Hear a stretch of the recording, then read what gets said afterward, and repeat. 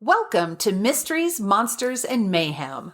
I'm Shannon Lawrence. And I'm MB Partlow.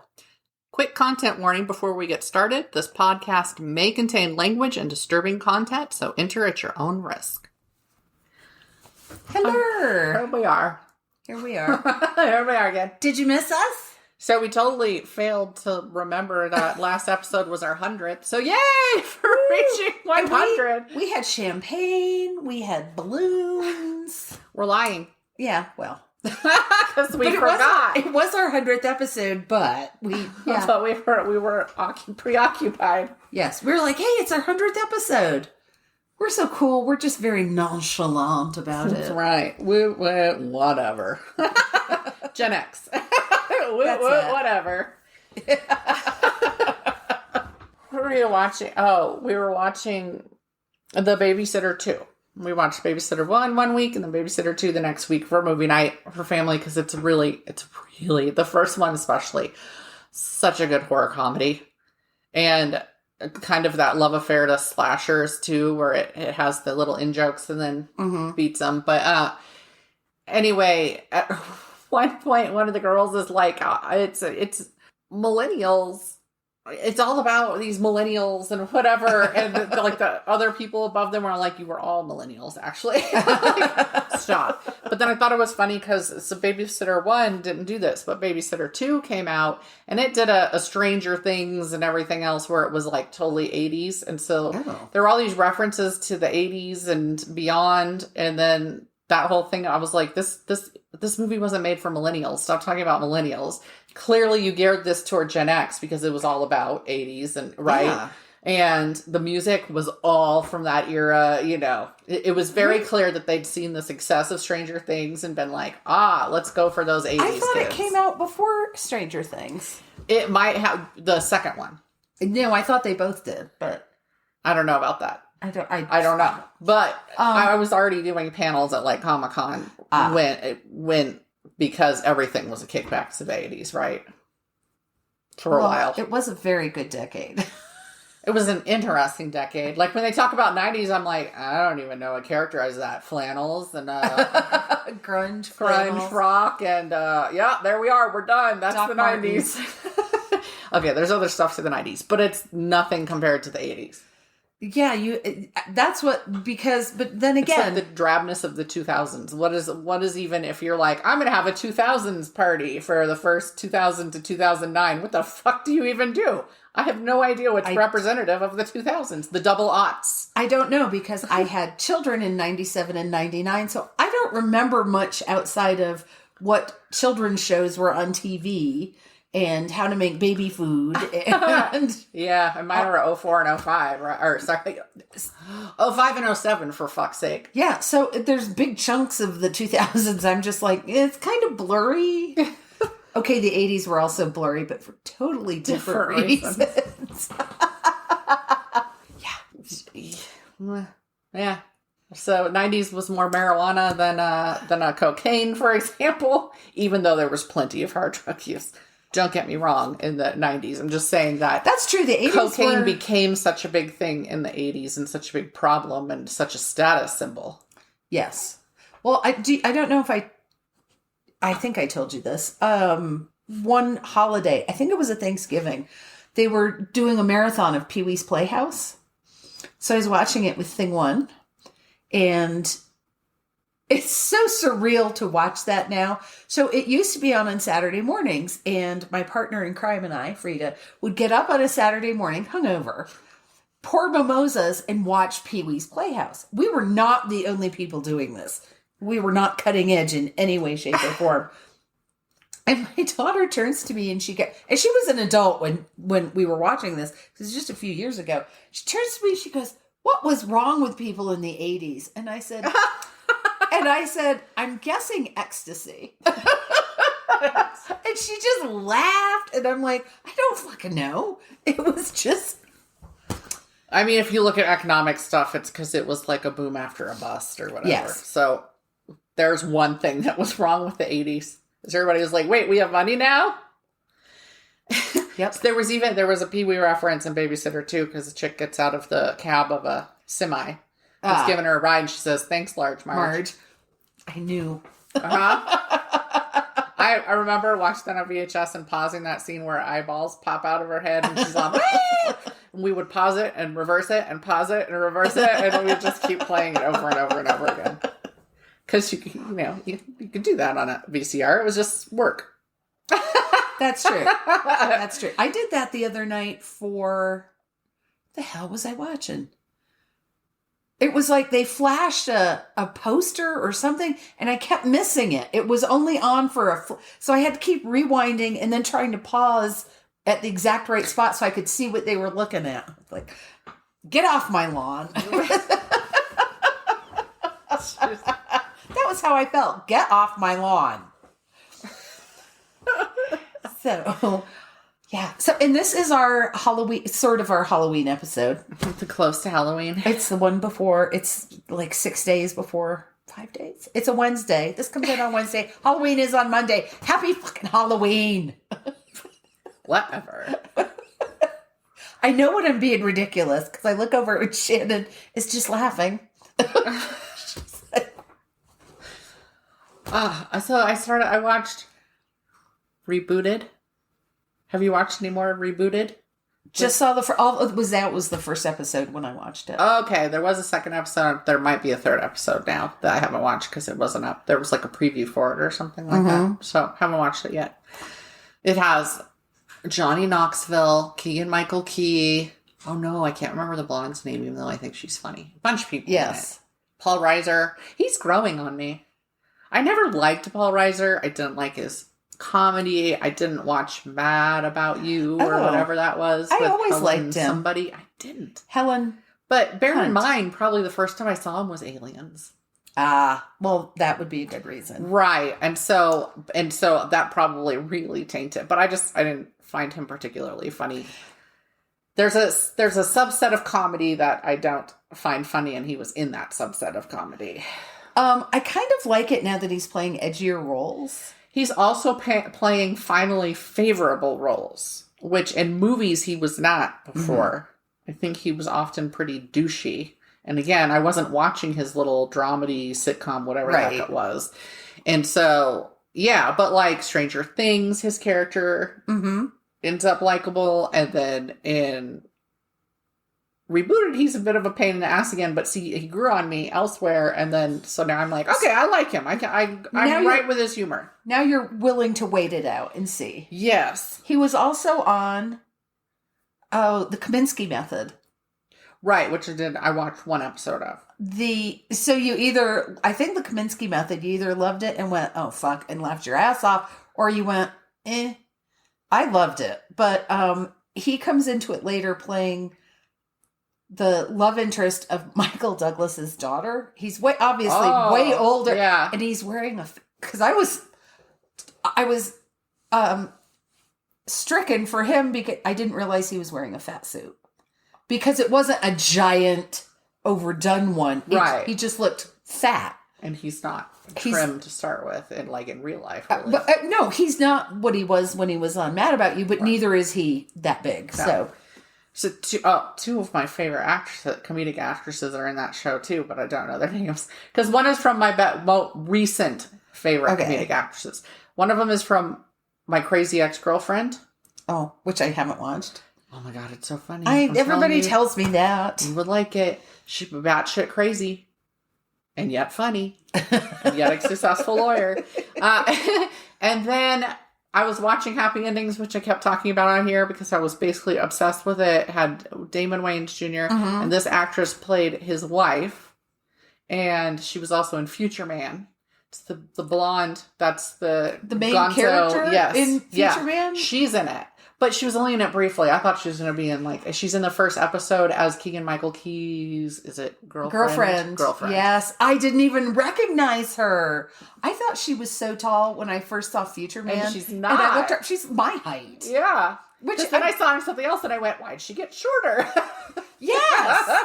And just for one particular listener, I am 5'6". It was just, so Future Man. Did you watch both seasons?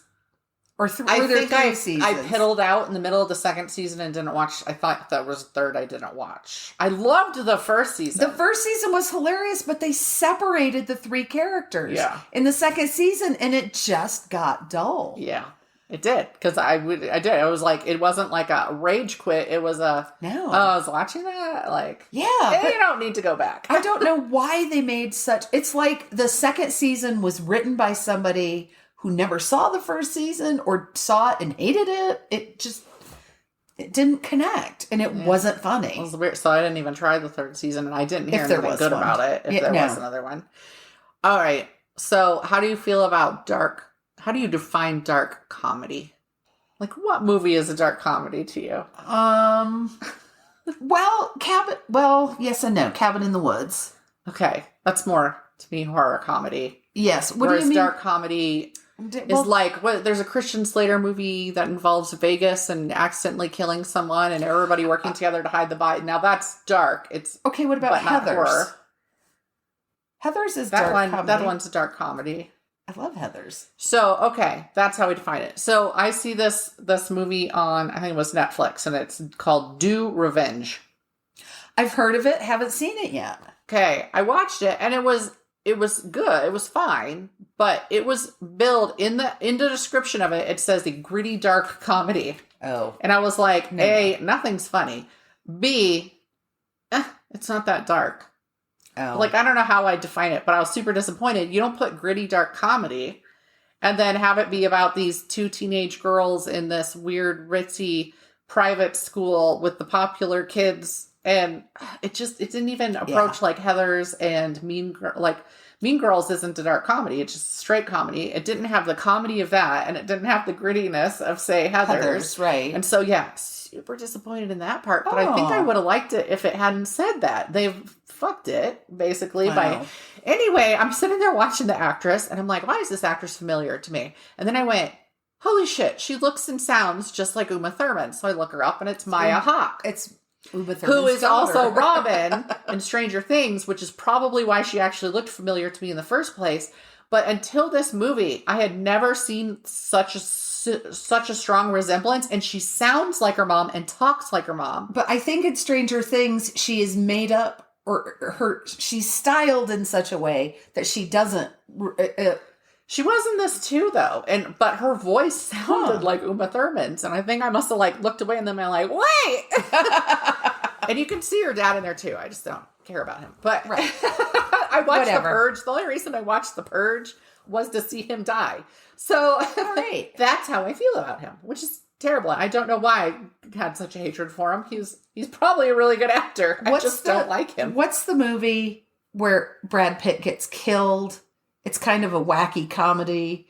He plays a real doofy, fitness guy. Oh, gosh. I don't know. Oh, you would know the movie if Burn After Reading. Do you remember that one? Oh, I hate that director. It bores the shit out of me, but yes, I know what you're talking about. Okay, so people are like, oh, Brad Pitt got killed in that movie. Spoiler alert, it's been out for years. And I went, yes, I enjoyed that scene. I don't think I made it all the way through. I enjoyed that scene a great deal because people just make such a big fat fucking deal about him. I think that Ethan Hawke was like the be all and end all for a while. And I think I got tired of him because of that probably. And then he plays a good sulky young male character, and that's not a thing that appeals to me. And I'm sure there's a combination of reasons. I know nothing about him in person. I know nothing about him in real life except that he was married to Uma Thurman for a while. Yep. But anyway, then after that, I couldn't stop seeing it. And then my daughter comes up because Robin was a favorite character of hers on Stranger Things. Again, representation matters, folks. Yes, it does. And I was like, did you know? And we had watched Kill Bill together. And she liked those movies. And I was like, did you know that Maya Hawke it was Uma Thurman? And she's like, yes. And the daughter of Ethan Hawke, who was in some TV show I hadn't even heard of, I guess. And I'm like, oh. All right. Well, I'm sorry. You already knew that. But anyway, it's not a bad movie. I think I would like to know what somebody thinks if they watch it without going in expecting a true dark comedy. Okay, I will watch it and let you know. All right, now you can go. I was just straightening the paper out. How do you like that transition? Yeah. Now it's you. That's quite a segue. Thank you. It was smooth as fuck. Do you enjoy going to the grocery store? If so, this message is not for you. But if you're like me and procrastinate going to the store, Instacart is a fantastic option to ensure you no longer have to. Save yourself a trip and go through Instacart, where you can get a delivery through a personal shopper in as little as 1 hour. My experiences have been great so far, with my personal shopper texting me before substituting another product, letting me know when they were on their way to my house, and letting me know it had been delivered, all via text. If you click on our affiliate link in the show notes or on our website, you get free delivery on your first order over $35, and you help out our show at the same time. It's the perfect time to give it a try. All right. I'm going to talk. This is a great one for Halloween. I'm going to talk about the Las Vegas torso murders. Woo woo. First, I got to set the scene. I haven't done any scene setting in a while, so I felt like I needed to set the scene. Not a lot of people fantasize about becoming garbage collectors or sanitation workers in general. They make a solid living. They do. They do make, and they provide a very necessary service. Yeah, just look at New York when shit shuts down. Yep. But I think it's a job a lot of people get into because it's a job. That's not like they grew up wanting to go there. I'm guessing that probably fewer even than that want to work in a garbage sorting facility. Yeah. There are all kinds of those. There are garbage sorting facilities, and recycling sorting facilities fall under that because people are stupid and everything goes in recycling. So, but when you think about it, it's got to be loud. It's got to be physically demanding, and there's got to be a stench so big. Pervasive. I think it's so big it's almost sentient. It's that much of a stench. So, picture a day, mid-September day in Las Vegas. The average temperature in September in Las Vegas is 96 degrees. So that's not balmy fall weather yet. September 19th, 1995. And the scene is the Silver State Disposal Recycling Center in North Las Vegas. The conveyor belts are rolling and trash is being sorted. It's a Tuesday, so people are probably thinking about their families and their bills and their favorite TV shows. Who knows? I did not look up what was on TV on Tuesday nights or Monday nights. Lame. I know, I'm a failure. Well, then a shout comes down the line to stop the conveyor belt. Nestled in with the glass and plastic bottles waiting to be recycled is a woman's torso. It's from the knees to the waist. Okay. So the police are called. That's a torso? Well, I think it's because there was part of the abdomen. Okay. Yeah, I wouldn't have called it a torso either, but there isn't a word for that chunk of your body, I guess. So if you're No. talking center mass, I guess that's where you go. Anyway, the police were called. So before long, as you might expect, the facility's full of law enforcement officers sifting through all of the trash that came in that day to try to find the rest. Favorite day ever. Yes. Sifting through garbage for body parts. Yeah, not even body parts. So 4 hours later, they found her head. She had collar length dark brown hair with not brunette highlights. Blonde? No, that purple color. Oh. Burgundy? Yeah, burgundy. Thank you. With burgundy highlights. I can't believe I wrote dark brown hair with brunette highlights. Burgundy highlights and brown eyes. The search continued, and they eventually found her arms.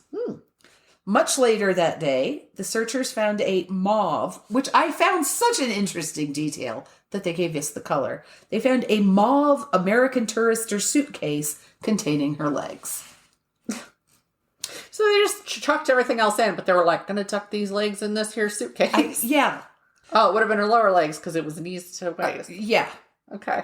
But still. Her calves they found. And her feet. So the searchers were never able to find the woman's chest, which means they were never able to determine her cause of death. But the coroner did determine that the woman was approximately 5 feet tall, weighed about 200 pounds, was Latina, and between 20 and 30 years old. They don't have a lot of identifying marks to work with. There is a 1-inch scar on her knee. She was missing some teeth, and she did have several fillings.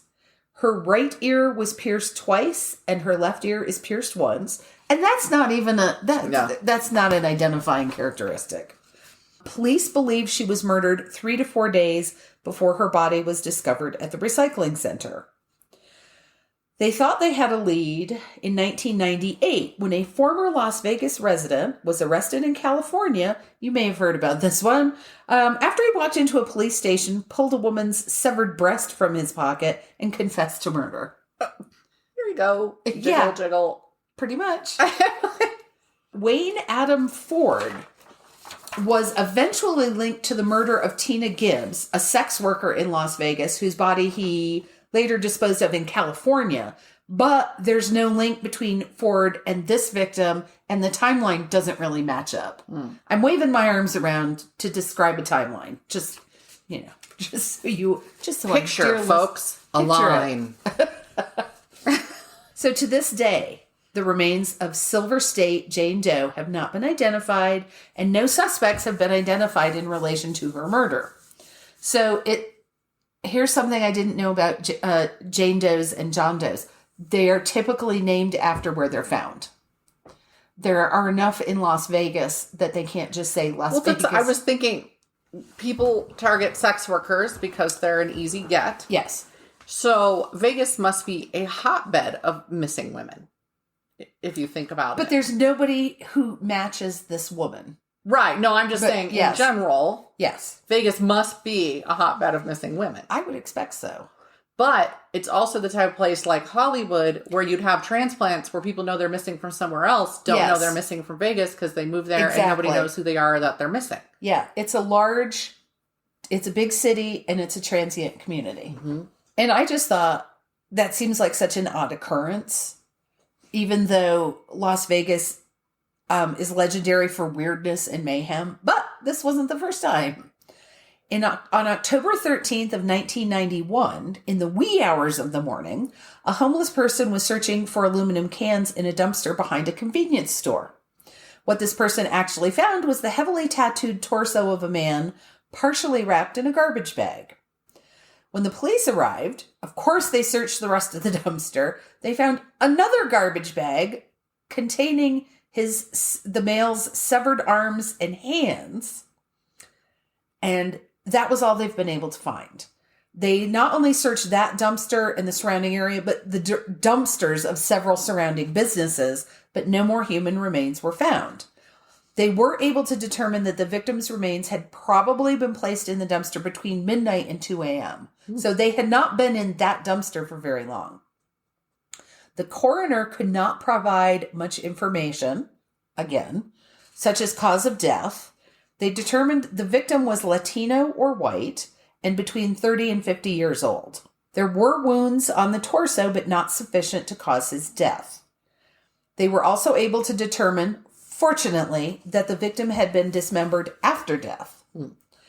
The police were certain that this victim's distinctive tattoos would help identify him. And this is a straight up quote from the website because it's a description of a tattoo. I'm not going to try to reword this.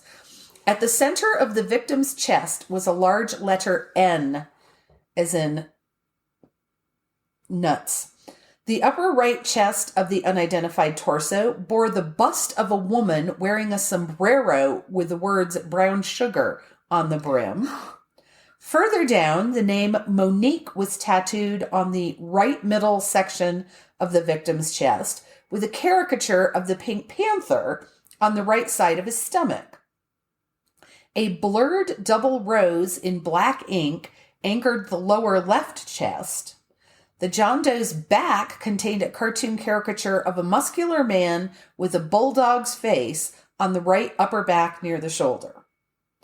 His forearms also contained identifying tattoos. The right forearm contained the profile of a skull, smoking a cigarette and wearing a ball cap, and on the left forearm was the word Dell. Dell. Could be a name, could be the computer. I don't know. We have a friend who has a Linux tattoo. Okay. So, police believe the man may have been killed elsewhere and dumped in Vegas because the convenience store where the body was found was so close to a major interstate highway. To this day, the police have not been able to track the origin of the tattoos or the identity of the man who remains known as Civic Center John Doe due to the location where his body was found. This one is not going to have a lot of photos because they just don't exist. I do have a police sketch of Jane Doe, which I will include, and photos of the John Doe tattoos, but that's all that exists. Oh. Currently, the Clark County Coroner's Office, that's where Las Vegas is, has 273 unidentified bodies, but this goes back several decades. This is not like this year or anything. That's as of July of last year. 7 are children less than a year old. The coroner points out that the investigations are not closed, but out of necessity, many of them have slowed down. If there are no active leads, they're stuck until someone is reported missing who matches this description. In the case of Silver City Jane Doe, they are now conducting genealogy testing. That's what they said. They didn't say DNA testing. They said genealogy testing. Yeah. So, in hopes of identifying her. And as technology advances, more progress will be made. But you can't put these cases ahead of active cases. Right. So it's like we hope to someday get to all of these, but we have to take the active cases first. And the lines for any kind of DNA testing, genealogy, those lines are long. Vast. Everybody is waiting. When you see it on TV and they get the results back that day, that just... They're also thousands of dollars to do. Oh yeah, they're not cheap. Like the Mostly Harmless Hiker, that was where I learned the most about the genealogy testing. It's amazing what they can, they're like, from this region of New Orleans, Orleans or whatever, in this specific section, because we've looked at, and I'm like, what? And there are organizations devoted to providing DNA testing or genealogy testing for victims. GEDmatch is one, I think. Yeah, but that people can donate to, because otherwise, if you don't know who your victim is, then you can't contact the family. They're not right. Like I recently saw an article again about the solve rate of cops is so low, and I'm like, well, when you're investigating stranger crimes, that's just like you're looking at an entire city and beyond, really, because just because somebody gets killed in a city doesn't mean either of them were from that city necessarily, or the person wasn't just passing through. So what do you want? I don't know what to say. And like we said, if this Jane Doe was visiting the city, one would hope if she was just visiting that somebody at home would have put out the alert. But what if she was transient? What if she had just moved here? What if she was just passing through? What if she was on her own? If you ever want to get really, really depressed, and some people do, just Google the term Jane Doe or Google the term John Doe, because you will be absolutely astonished. I had no idea how many recent ones pop up. How many there are. They are vast. And there are a lot of national and international databases that exist to share information, share photos, and try to match the missing people. This one you would think would be a gimme almost. The tattoos? Because they're such distinctive tattoos. It isn't the death before dishonor. It isn't, it isn't the tip. It wasn't just a little one rose. It's Dell somebody. It's Dell. It's the brown sugar with the big you think that would be like a specific woman. And yes. Yeah. So my sources for this, and again, this is a very short one because I was just like, what the fuck is this with headless torsos turning up in Las Vegas? Also, I'm going to be going to Las Vegas, so I want to know what to expect when I get there. Torsos, then. Torsos. We should expect torsos. Mayheminthedesert.com, thereviewjournal.com, the Las Vegas Coroner. Not Wikipedia this time. Wikipedia doesn't have anything to say about... They don't care about torsos. About torsos. They do not.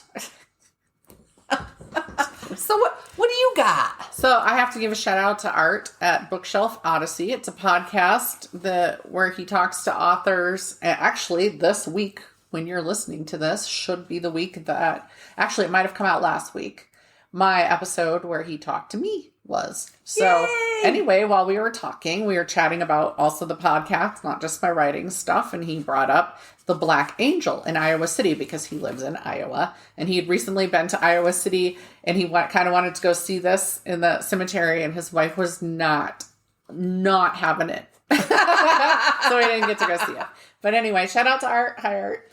So we're going to start in Iowa City. But what I'm going to do is some Iowa hauntings. It seemed appropriate the week after Halloween. So, starting in Iowa City, Iowa, a physician named Teresa Dolezal immigrated with her son, 18-year-old Eddie, from Czechoslovakia, what was then Czechoslovakia, in 1836. Eddie died of meningitis. His father having died back in Czechoslovakia already, she had him buried in Oakland Cemetery and commissioned a monument of a tree stump to go over his grave. One thing said there was an axe in the tree stump, but I didn't see it in the picture and I didn't see it mentioned elsewhere, so I feel like it wasn't. And the whole thing was they felt like people seemed to think this tree stump monument to him meant a life cut short or something like that. Oh, so that makes sense. Yeah. At some point, she moved to Eugene, Oregon, and married a man named Nicholas Feldevert, but he also predeceased her. So she lost another husband, causing her to move back to Iowa City in 1911. Feldevert had been pretty well off. So was there any rat poisoning? Right? Arsenic? No. She went back to Iowa City in good financial shape. I think that he gave her an estate worth modern money of $800,000. Wow. So she's well off, right? And she decided to get a Czech artist that she knew to make a new monument, this one way bigger, that she commissioned to honor her husband. And it had a thing on the bottom, like a compartment for the ashes to go in. It was going to be his ashes and then eventually hers. So the artist, Mario Korbel, got it to her November 1912. It was an 8.5-foot tall angel with big drooping wings made of bronze. Now, bronze isn't usually isn't a material used in cemetery statues. But he used it this time. And it was installed in the cemetery. Her son's stump monument is just below it. It's right next to it in the pictures I'll post. And when she died in 1924, her ashes were placed with Nicholas's next to her son under the angel because she left all her remaining money to a charity. I had to read comments on like a Reddit thread to find this. The date of her death was never etched on the statue. So her birth is on there, but her death is not because there was no money to do it and she had no children. Right. She didn't have anybody to say, hey. Right. Well, let's add this. Where the story goes awry is when the statue turned black. Well, this was likely because of oxidation of the bronze statue. Again, not usually seen in cemeteries, so you don't see this effect. It was said to have gone black suddenly, causing everyone to come up with their own theories as to why. Some theorize that she must have been secretly evil and her death turned it black. And I was like, what? Nobody's going to suggest that she's a black widow? I go there right away. I was thinking of that. But she really cared about this guy, and she did the tribute to him. So I was like, eh. Some simply said it was struck by lightning. For those who didn't know the story of the monument's origin at all, didn't know who she was, they theorized that the angel had been placed over the grave of an adulterous wife whose sins had turned it black, or that a preacher had murdered his son and buried him there beneath the angel, and the statue had turned black to indicate the murder had happened. You know, like, find my killer, or something. Okay. Even more ominous than the rest of these is that it's said to turn a shade blacker every Halloween to mark the lives it's taken during the year. Boom, boom, boom. Wait, now the statue is taking lives? Yes, I'm going to tell you about those. I'm like, wait, how? I'm not going to ask how many shades of black there are, because I know there are many. Right. So, urban legends born from this statue, right? And there's things surrounding what happens if you touch the statue, for example. It's said that a pregnant woman just walking beneath the angel will miscarry, that anyone touching the angel on Halloween night will die within 7 years, and tellingly there are dueling legends, one being that a girl kissed in front of the angel in the moonlight light will die within 6 months, so why the fuck would you do it then? The other, that a virgin being kissed in front of the angel will turn it back to its original bronze color. And I was amused because a thread I found about it, there was like a guy and he was like, well, I was a virgin and I kissed in front of it, so I can tell you that we were both fine. University of Iowa students like to sneak into the cemetery to kiss in front of the statue, of course. There's like things that you're not a real co-ed until you've been kissed in front of the angel. So far as anyone knows, nobody who's been kissed at the foot of it has died, but there were rumors that, like, a girl who had kissed its feet had died immediately after, and that there's so many things. Why don't you just lick doorknobs? I mean, right. Like, why would you? I want to touch it now. It was like, and they're like, it's still black, so clearly no virgins have been kissed in front of it. And they're like, listen, I did, and it's fine. I'm here to tell you. Yeah. Haunted Highways visited the statue, and they found that thermal cameras showed the statue being red hot in the middle of a cold night. They also reported sounds and odd sights.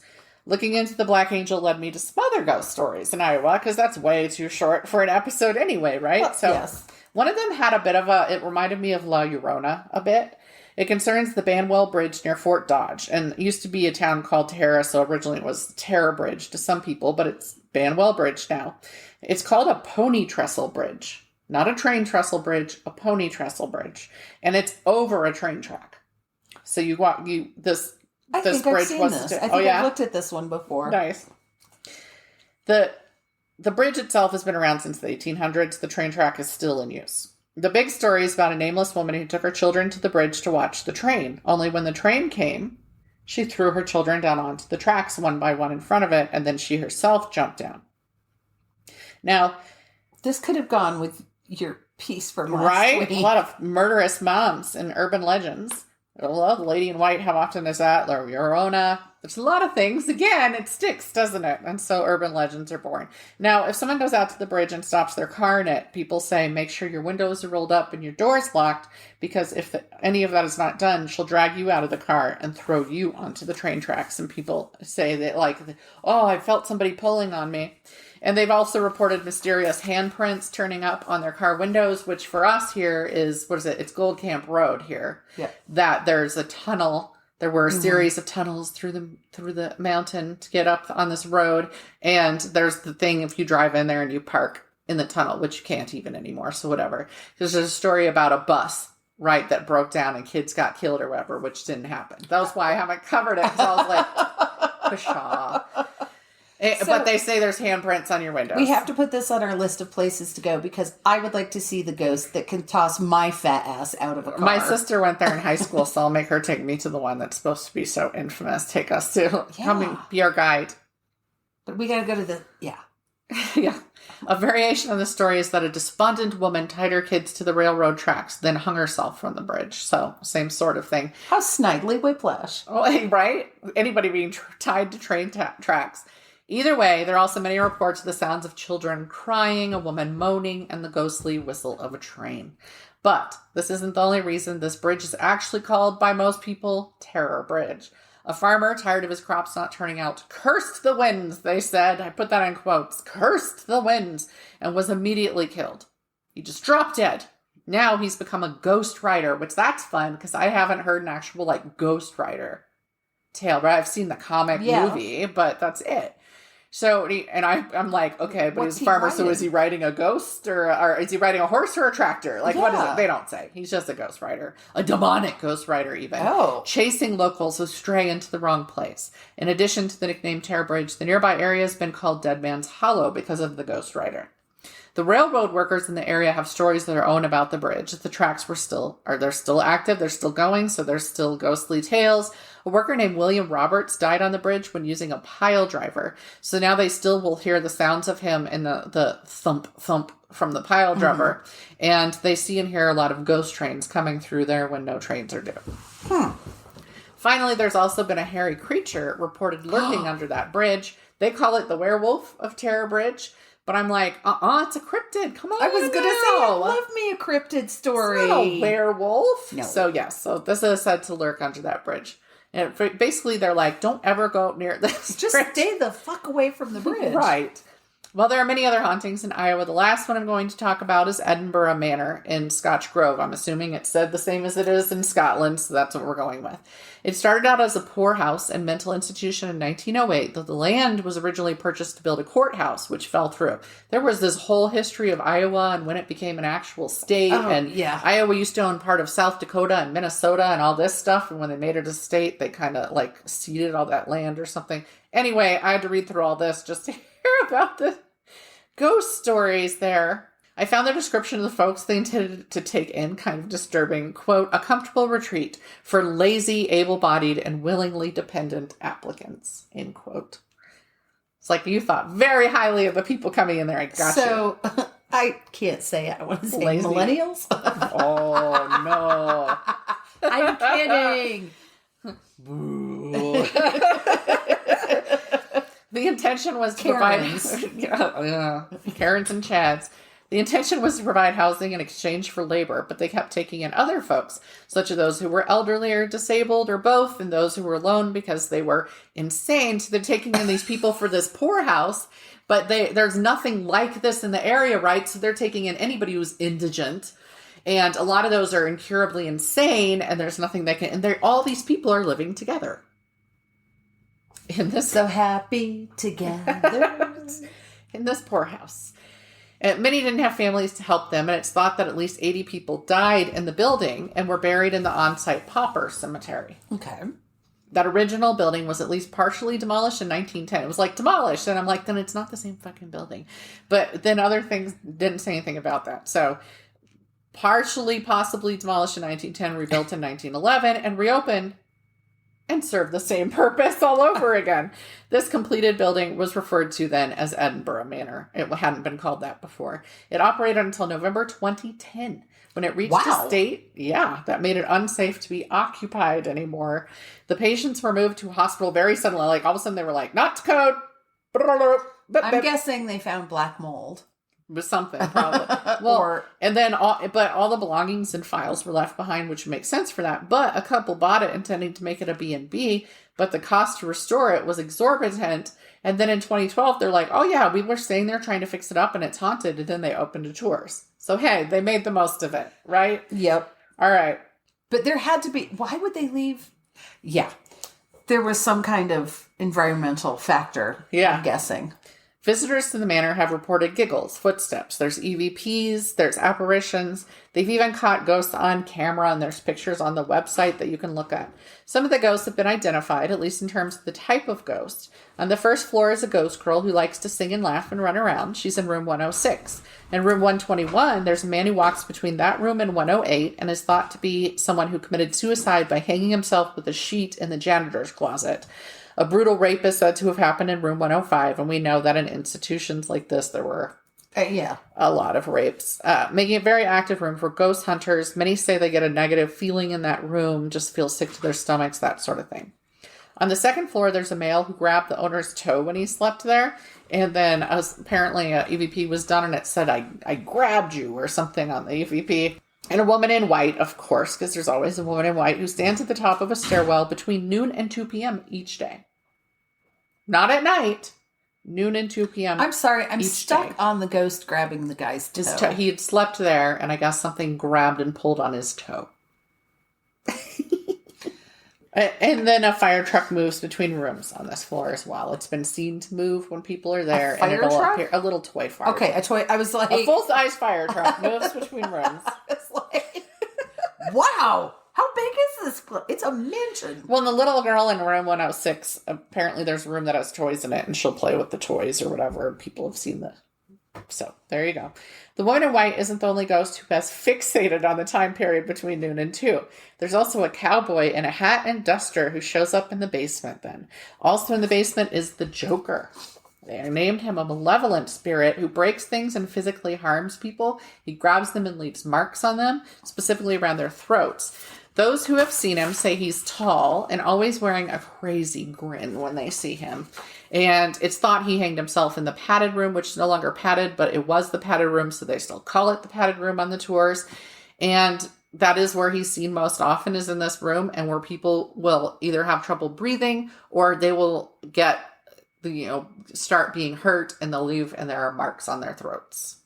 So these are just a few of the hauntings in Iowa. There were at least 2 other haunted bridges, but Iowa has a shit ton of bridges because they have a shit ton of waterways, right? Yes. And then there was another, the Independence something.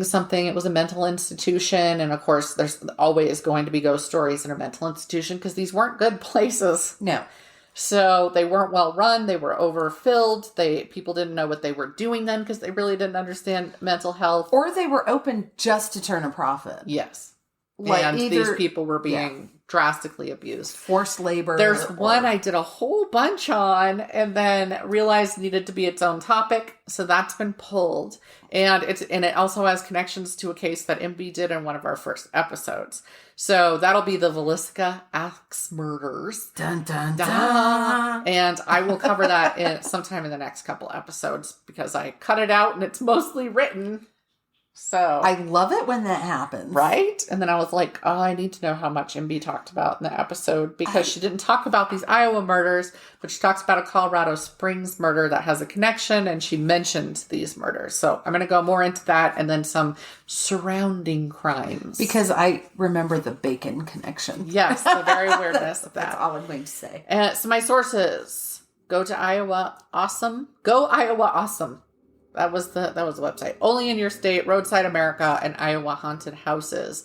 I will say, like, a lot of these hauntings, it really gives you kind of an idea of culturally what it was. It was like a lot of rural areas. There's some sad type deaths, the indigent in a mental institution and these moms, and for whatever reason.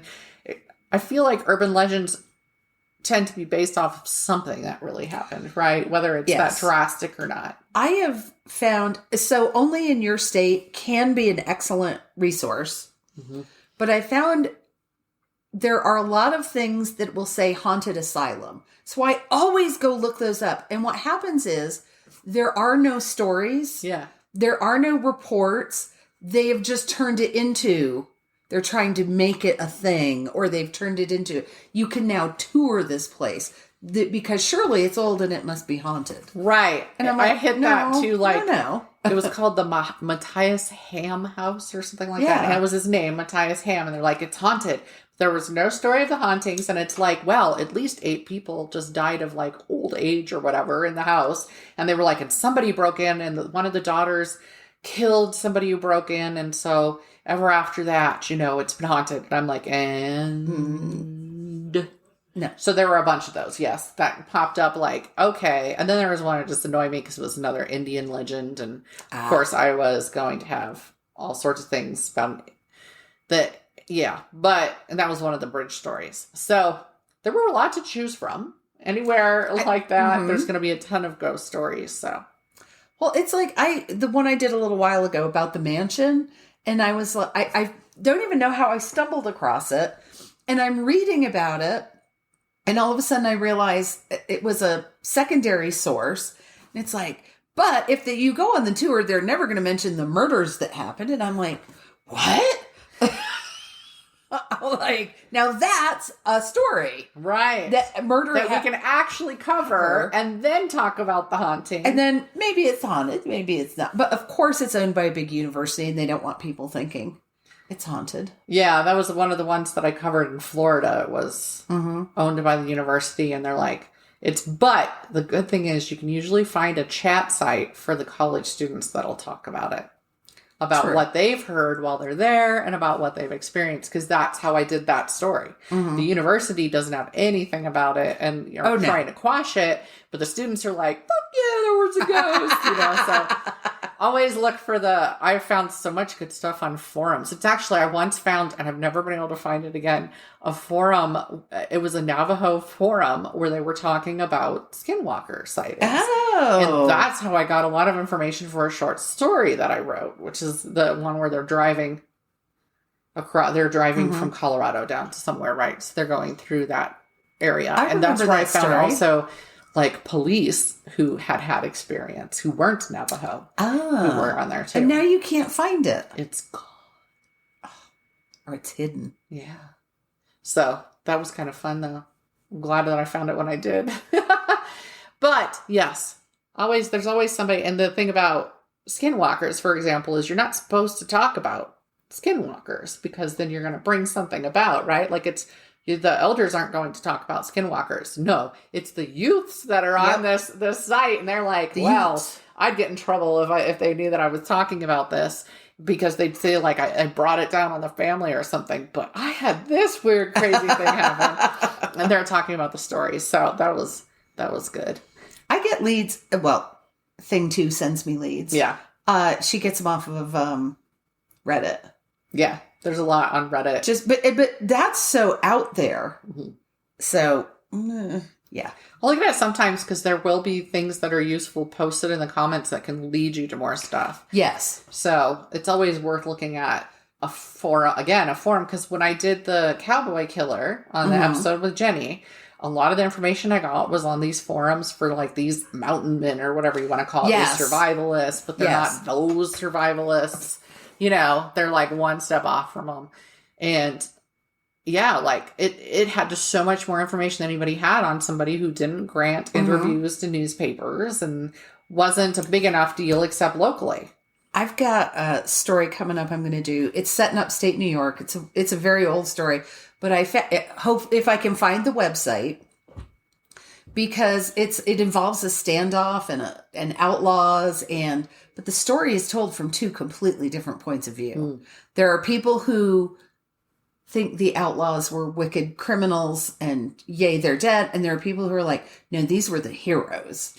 Well, that's like, okay, so the Young Gun movies and Billy Kid and all that. Yeah. Billy the Kid, not a good person. No. Ever.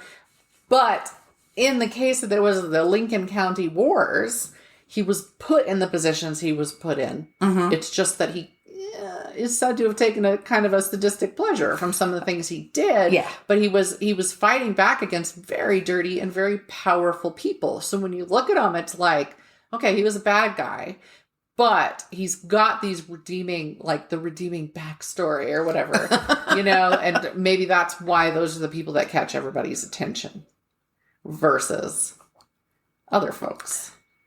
Hard to say. I mean, the James brothers, it was the same sort of thing. They were kind of fighting back against the man. They were involved in the guerrilla fighters or whatever during the Civil War stuff. And, I don't know. It's been a long time. But if these people, who are generally held to be criminals, ever did one kind deed, they become folk heroes. Right. They had hearts of gold. Like, they didn't kill that person standing there, just the person next to them, so they spared them. Yes, and so that's or they flipped a quarter to a kid. Right. Gave him an ice cream cone. Instead of running over him. Yeah, it's always interesting to do that. But then, some of them have been made out to be a lot worse than they are, too. Yes. So, what is it? Clay Allison is one of those that has, more to his story than is typically shown. He's shown as, a big, bad murderer person. But then his family contacted me when I did a blog post about him, actually. Yeah, descendants. And then we're like, there's more to this. That isn't reported. And I was like, first of all, I squeed because I'm a big Wild West person, and Clay Allison was a big one. And I was like, shit, yeah, I'm going to blog about Billy the Kid. Somebody contact me. All right. So it's time for us to go. It is. Although we wrapped this one up in a tidy less than an hour. Nice. Go us. Whoop, whoop. Shit, yeah. All right. So check us out on buymeacoffee.com/mmmayhem. And you can support us for as little as $1 a month to help with overhead costs. And we appreciate you listening. And we will talk to you again next week. And I won't end this one before we say bye. Bye. Thank you for listening to Mysteries, Monsters, and Mayhem. Find us on Facebook and Instagram or at our website, mysteriesmonstersmayhem.com. Please rate, and review, follow, and share wherever your favorite podcasts are downloaded. Thank you for listening and supporting our podcast. We'll be back next week with more shenanigans.